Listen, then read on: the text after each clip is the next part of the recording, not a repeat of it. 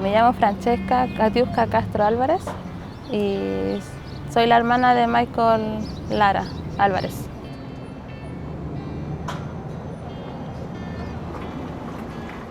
De chiquitito, pero siempre ha sido así, bien agrandado. Por ejemplo, cuando él vivía con nosotros, porque yo viví con él igual, antes que se fuera para el norte, él jugó harto con mi hija, porque eran de la misma edad. Se llevaban por un año, entonces jugaron bastante y eso es lo que más recuerdo de él. Él me cantaba la canción de Estrellita, ¿dónde estás? Esa canción siempre me cantaba la misma y me la repetía. Y de lo que estaba pasando en la aldea él no tenía mucha noción.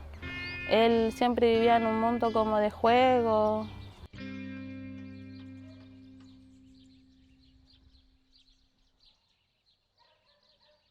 Cuando dejé de verlo, la última vez. Él tenía cerca del año y medio, por decirlo así, cerca del año y medio. Porque ya mi mamá se había ido al norte, había vuelto para resolver un tema de la casa que ella tenía acá en Santiago y ahí lo vi, última vez. Ahí mi mamá se volvió al norte y ahí en ese lapso, estando en el norte, fue que mis hermanos llegaron a la aldea.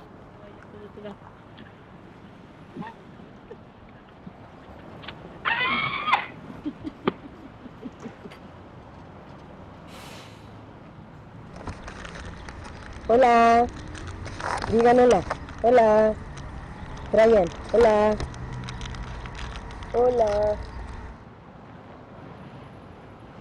A mí me lo quitaron un 20 de enero. Después yo me enteré de que a él lo querían dar en adopción. Y yo no lo permití porque yo soy su madre y estoy viva y yo todavía podía cuidarlo y criarlo.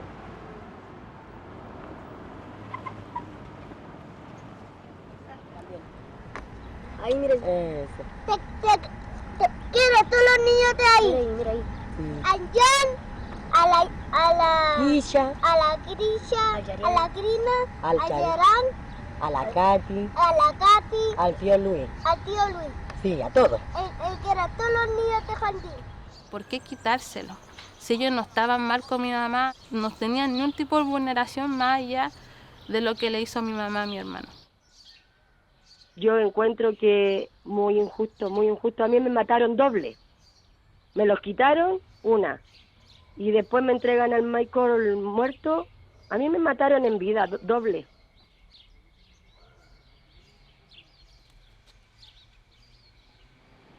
El caso de él es un ejemplo de muchos, ¿no? Donde se van repitiendo el mismo patrón de vulneración que tuvo él y su familia. Lo vemos en muchos casos en nuestro país.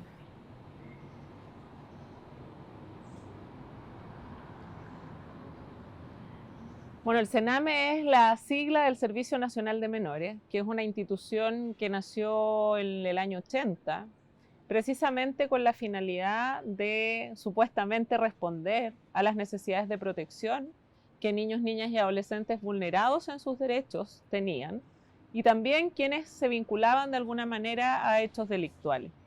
Y que la verdad ha tenido o tiene más bien un significado desafortunadamente muy negativo en muchas vidas de niños, niñas y adolescentes que han debido relacionarse con este servicio. Te quiero mucho.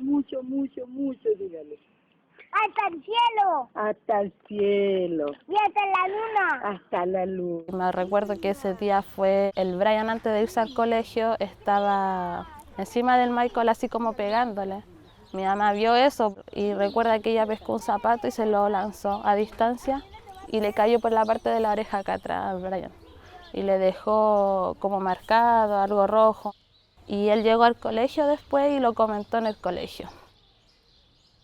Hicieron una denuncia y eso comenzó a avanzar, a avanzar. Mi mamá tuvo que ir a citaciones a audiencia y en una de las audiencias, de todas las que fue, ya los chiquillos no salieron más con ella, se quedaron ahí. No por el error de haber cometido, de haberle pegado al Brian y me hayan quitado al Brian y al Michael a la vez, no quiere decir que uno puede cambiar al respecto y puede ser mejor persona y realmente ser mamá, pues. Recuerdo que mi mamá me llamó llorando y me dijo, hija, me quitaron a los chiquillos y están ahí, no me los van a entregar más. Y ahí llorábamos las dos por teléfono porque yo no sabía qué hacer a la distancia, no sabía cómo ayudarla.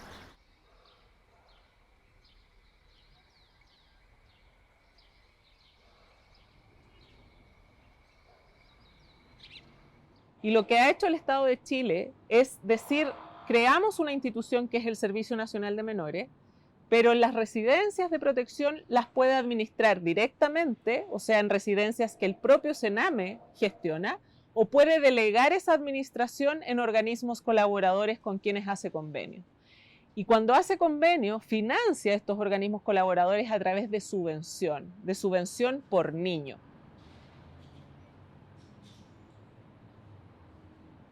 El pecado original de Sename y que lo mantiene es la lógica de las licitaciones, ¿no? Mientras se siga licitando la atención y haciendo competir a distintos programas, distintas organizaciones, distintas OCA, a dar una buena atención al menor costo, va a seguir la misma lógica. Porque siempre va a haber un recorte necesario y siempre va a haber una especie de competencia y no de colaboración.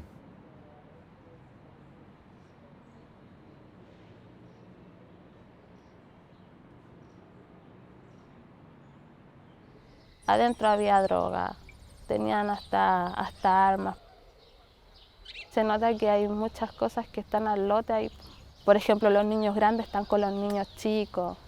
No hay una separación en las habitaciones para poder dormir, que los niños chicos estén con los niños chicos como corresponde, están todos mezclados. En el tema de las comidas, muchas veces ellos pasan hambre. Mi hermano me decía que pasó bastante hambre ahí. Bueno, estaba más flaco de hecho. Y mi hermano Michael estaba lleno de piojos. Entonces ahí uno se da cuenta que en el fondo no están cuidados como en casa.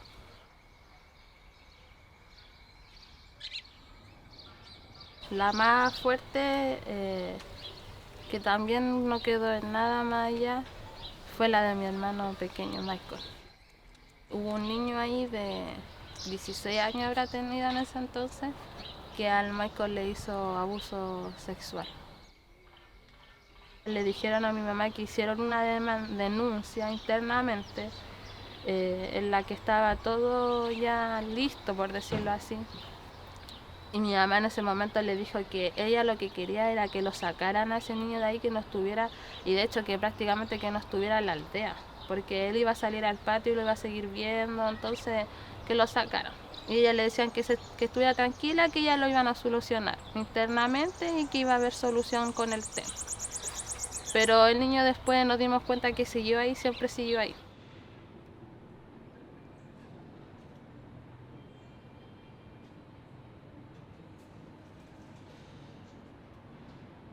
Cuando a mi hijo le hicieron tocaciones, yo le dije, señorita, ¿por qué no me ayudan? Ahora, ¿qué más vamos a esperar? Necesito que me entreguen a mis hijos. Mis hijos no están bien ahí. El Brian me cuenta que se roba las cosas para comer y no me ayudaban.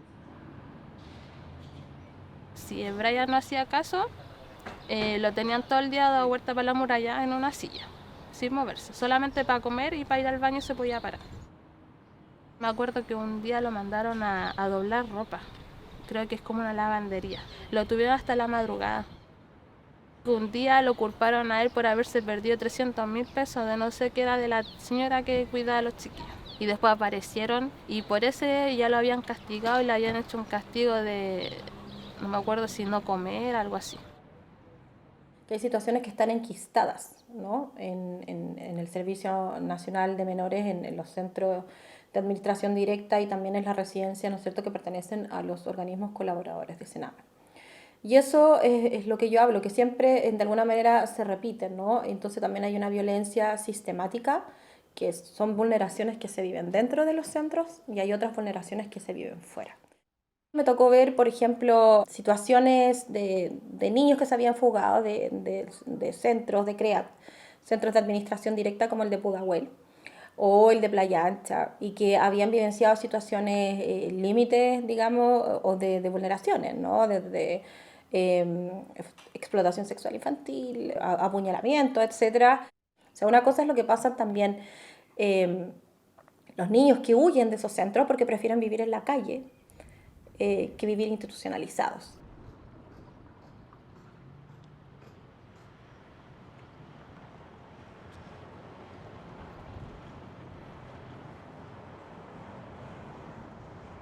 Ellos podían arrancarse, porque por ejemplo el Brian se arrancaba, llegaban de mi mamá tenía que ir a dejarlo nuevamente a la aldea. Ella pensó en sacarlos de ahí, llevárselo a la mala, pero después ya lo pensaba y decía no, porque o si no, al final no voy a estar nunca tranquila. Mi infancia no fue nada muy buena que digamos, porque nosotros teníamos 3, 4 años y nosotros trabajábamos. Si nosotros no las vendíamos y no le hacíamos empeño, mis papás los pegaban, pues. Es así, la infancia de cada uno no es igual. A mí mi mamá me internó a los 11 años. Mi mamá no me iba a verme. Me iba a ver tarde y marde y nunca. A todas las niñas que estábamos ahí la iban a verla. Y yo era la única que estaba esperando que mi mamá entrara de ese portón para adentro a verme, y yo terminaba llorando porque ya la hora pasaba. En cambio yo a ellos ahí en la aldea nunca los dejé de ir a ver. Tú ves que las caras como se repiten, las regiones son... A veces me tocaba ver familias institucionalizadas en 2 o 3 generaciones y eso me parece que es súper fuerte, ¿no? Que es algo que no hemos logrado reparar en la historia de nuestro país. También lo he dicho en otras entrevistas, que después del golpe de Estado a mí me parece que es una herida, ¿no es cierto?, más profunda de nuestro país.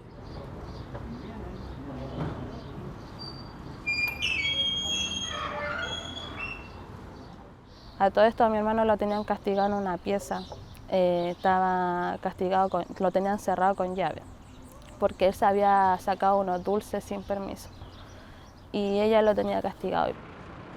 Él la hubiese arrancado, había más niños, había una niña grande que ella lo quería bastante. Ella en el lapso del incendio ya entró a la habitación tratando de sacarlo, pero no pudieron por el tema que la habitación estaba encerrada. Ella terminó con unas partes de los brazos quemados, tampoco no se veía mucho porque dentro había mucho humo. Cuando murió el Michael, a mí me fueron a buscar. Yo me desesperé porque vi una casa, pucha, quise entrar, pero ¿qué iba a hacer si mi hijo ya estaba? ¿Para qué te digo? Así que empecé a llamar al Brian para traérmelo nomás, pues. Mi mamá llega a la aldea y se percata de que había habido un incendio y mi mamá lo único que hacía era ir a buscar al Michael y el Michael no estaba. Michael se había muerto ahí en el incendio.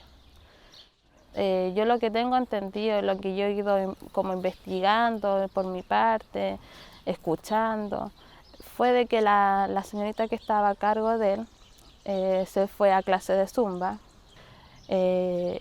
Por el tema de bomberos y todo, ellos que hacen como un tipo de peritaje, ellos dicen que él intentó salir de la habitación y en su desesperación él se metió abajo de la cama y ahí lo encontraron, abajo de la cama escondido y tapado con una frasa.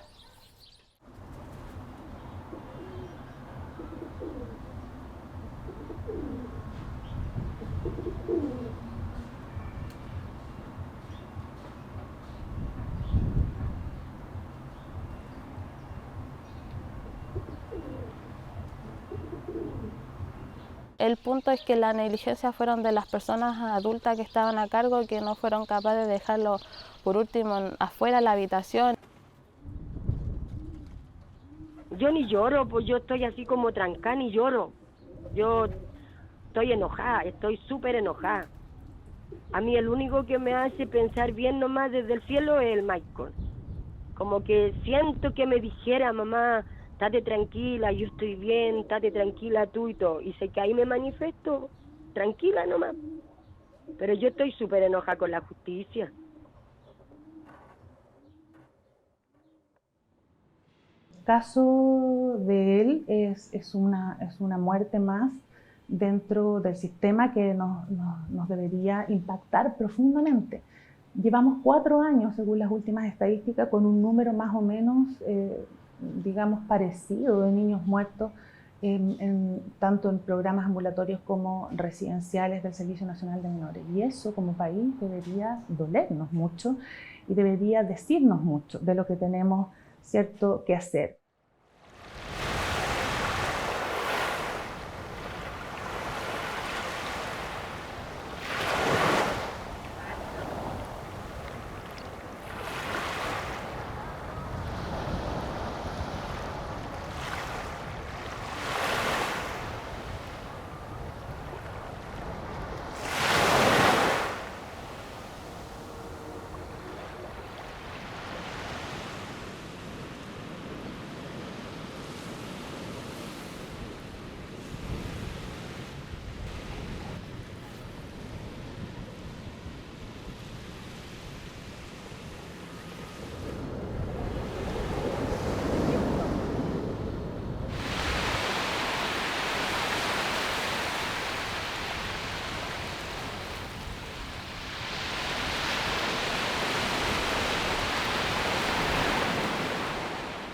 Mi nombre es Edison Gallardo, tengo 42 años, estudiante de trabajo social, padre de una hija, un trabajador más de este país. Es doloroso encontrar similitudes en la historia. Es complicado porque no quisiera tenerlas, pero las hay. Es como si quisiera hablar a través de él. Una parte de mí quedó con él en esa casa, o sea, así lo siento ahora.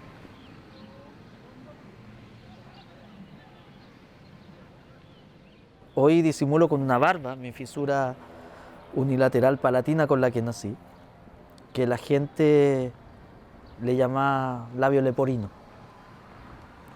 Y labio leporino significa hocico de liebre. Por eso hoy se le denomina fisura labio palatina. Mira, a ese internado llegamos por un concepto que es duramente sancionado en Chile. No solamente es sancionado, es criticado, es estigmatizado, es discriminado, que es ser pobre. Éramos pobres. Y al ser pobre en este país no eres humano, no tienes derechos, no eres persona.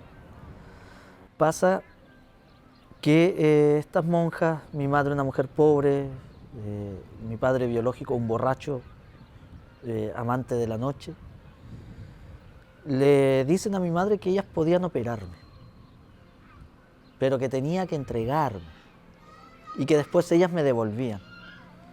Le hicieron firmar un documento de cuidado. Terminó siendo un traspaso de mi vida, de cuidados. Y cuando mi madre intentó recuperarme ya no podía porque estaba judicializado.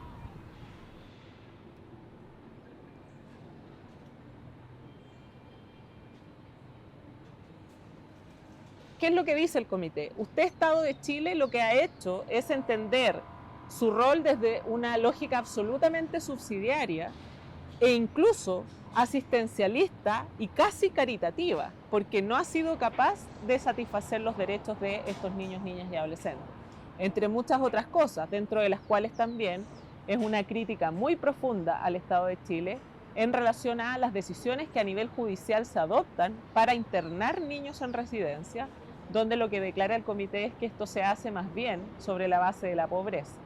Así como en algún momento se sostiene que la pobreza es sinónimo de encarcelamiento, también la pobreza está siendo sinónimo de institucionalización en residencias de protección. Y eso es muy grave porque evidentemente da cuenta de la afectación de la igualdad y no discriminación.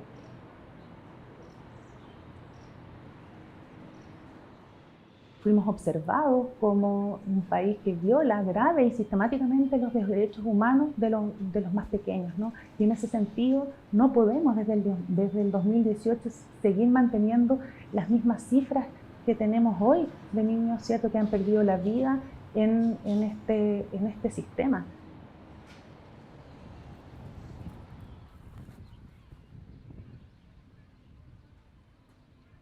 Quisiera tener recuerdos lindos, porque la parte más mágica de un niño es la infancia, la primera infancia, la niñez.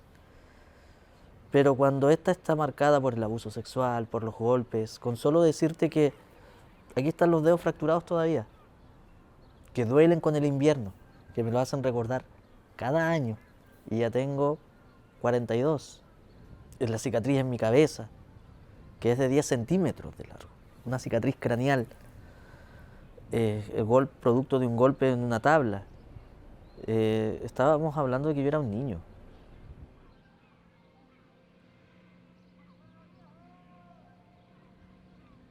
Si un niño, una niña, un adolescente es víctima de una vulneración estructural, eso no solamente es responsabilidad de toda la comunidad nacional y responsabilidad del Estado, sino que también eso perjudica a toda la comunidad del país.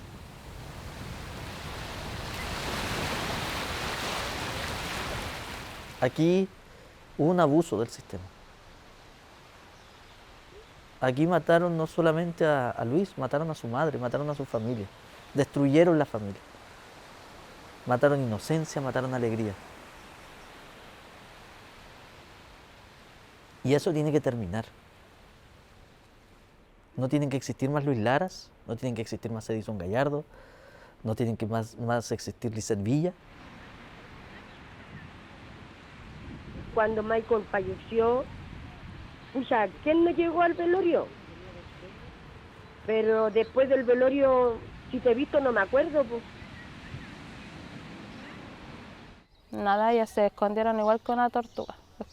Se escondieron ante todo lo que había pasado y ya no dieron ni una cara al respecto de lo que había pasado, ni pedir disculpas, ni acercarse a ver cómo estaba mi mamá.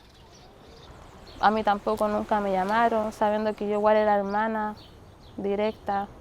No tuvimos mayor ayuda en ese sentido, ni siquiera del Sename.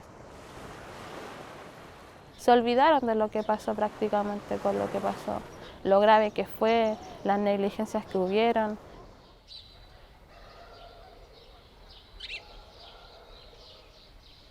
Yo tengo 2 tatuajes que me lo hice después que falleció mi hermano porque sentí que al hacérmelo yo lo llevaba aquí conmigo.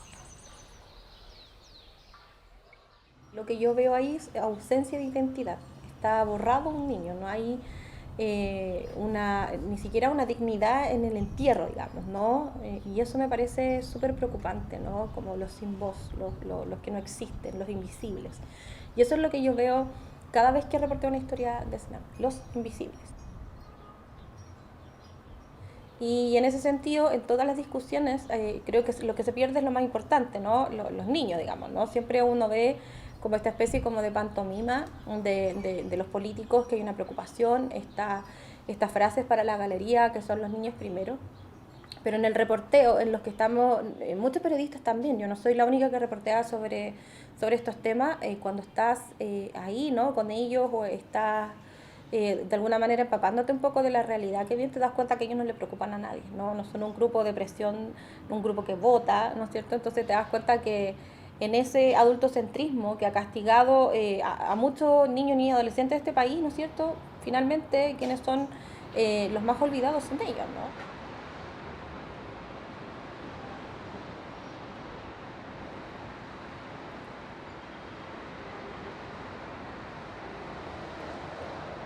Yo creo que hay algo de lo que no se dan cuenta. Los niños, niñas y adolescentes muchas veces son como el suelo el piso desde donde crece todo lo demás. Y nosotros estamos parados sobre ello. Si tú dejas que ellos sean vulnerados, estás debilitando tu suelo también. Y de eso es probable que no se den cuenta. A mí me da miedo que tengamos una ley que no tenga garantías reales, que no tenga derechos, que sean además garantizables, que no haya una distribución y una presencia territorial efectiva, que haya no sé, entes rectores y protección administrativa, que no todo se vaya a los tribunales. Yo creo que mientras no hagamos esos cambios, y que es un cambio cultural además, va a ser difícil tener estructuras que realmente cuiden. Eso, a mi juicio, es una de las cuestiones más relevantes, ¿no? La necesidad de este país de tener un sistema articulado, coordinado, todas las instituciones, un único sistema de información. Eso fue lo que nos dimos cuenta nosotros en el proyecto, ¿no? Y que se mantiene hasta hoy. La información que tienen los tribunales de familia es distinta a la que tiene Sename, es distinta a la que tienen las policías, y la verdad, ¿qué política pública se puede realizar desde ahí? Es bien complejo. Y adicionalmente hacemos un cuestionamiento que va más allá del servicio propiamente tal, que tiene que ver con la incapacidad del Estado chileno de entender y asumir que su primera obligación es prevenir las vulneraciones a los derechos de los niños. Ojalá no necesitáramos un servicio de protección especializada, porque si no lo necesitáramos, eso significaría que hemos hecho el trabajo bien en lo que debemos hacerlo bien, que es evitar que cualquier niño, niña, adolescente sea víctima de alguna vulneración.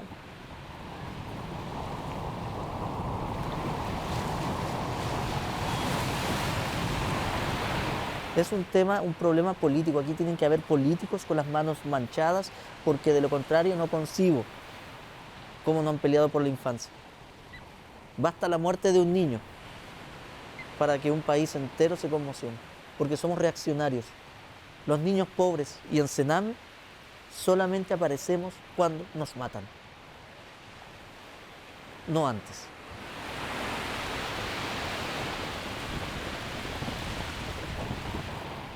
Ya el tema del Sename no debería existir. Deberían hacer otro tipo de institución que se dediquen 100% a estar con los niños, porque deberían ellos brindarle un apoyo psicológico. Se supone que vienen de familias que quizás no los cuidaron o quizás pasaron algún tipo de vulneración, por eso que los llevan a otra institución. Y ahí deberían prestarle quizá ayuda psicológica o darle contención. De lo que yo pienso del Sename es que deberían ellos interiorizarse en cada niño, poner la atención a cada niño, porque en el fondo ellos no están llevando un objeto a dejarlo ahí y que él se resuelva solo sus problemas y solo salga a flote. Ellos están llevando a un niño que quizás dentro tiene sentimientos, tiene pena, o se siente bien o se siente mal, no sé, pero ellos deberían interiorizarse en cada niño. ¡Chao! ¡Te quiero mucho!